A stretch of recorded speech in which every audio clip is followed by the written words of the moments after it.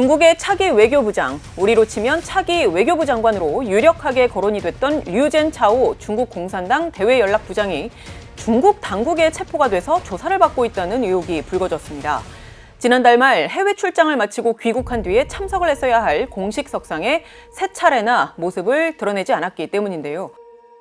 지난 9일 월스트리트저널은 류젠차오가 구금된 상태로 조사받고 있다고 보도하면서 그가 자신을 차기 외교부장으로 내세우는 듯한 발언을 한 것을 중국 공산당이 부적절하게 여겼을 것이란 분석을 내놓았습니다. 이보다 앞선 지난 6월에는요. мя오화 전 중앙군사위원회 정치공작부 주임, 이 사람은 중국군 서열 5위에 해당하는 인물인데 해임이 됐습니다. 그리고 지난해 11월 심각한 기율 위반을 이유로 조사를 받았는데 표결을 거쳐서 위원직을 박탈당했습니다. 이후 그에 대한 어떤 신변 관련 정보는 아직 전해지지 않고 있습니다. 지난 4월에는 중국군 서열 3위였던 허웨이둥 전 중앙군사위원회 부주석 역시 해임되었다는 파이낸셜 타임스의 보도가 있었는데요.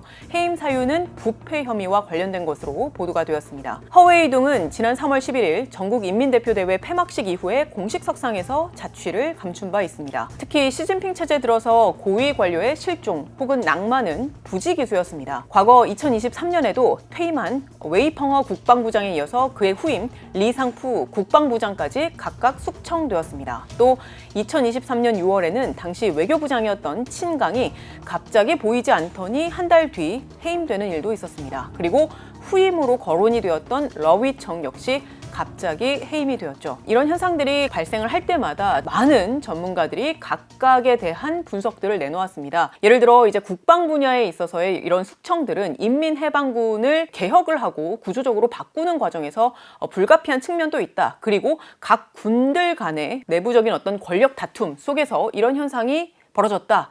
이런 분석들도 상당히 많았죠. 그런데 최근에 유독 이런 현상들에 대해서 학계에서 주목을 하는 이유는요. 이 고위 관료들에 대한 숙청이 과거보다도 훨씬 더 늘어났기 때문입니다. 중국 공산당 중앙기율검사위원회와 또 국가감찰위원회라는 곳이 공개적으로 발표를 한 자료를 보시면요. 지난해 우리로 치면 차관급 이상의 중국 고위 간부 58명을 실각 처리했다고 합니다. 이것은 2012년 시진핑 집권 이래 가장 많은 차관급 이상의 낙마였다고 합니다. 또 월스트리트저널에 따르면요. 시 주석 집권 이후 공산당 교율기구는 약 500만 명을 권력 남용 등 각종 범죄를 문제 삼아서 처벌했습니다. 공식 통계상으로 2017년 이후 매년 최소 50만 명이 징계를 받았는데 이는 전임인 후진타오 주석 시절의 약 4배에 이르는 수준이라고 합니다.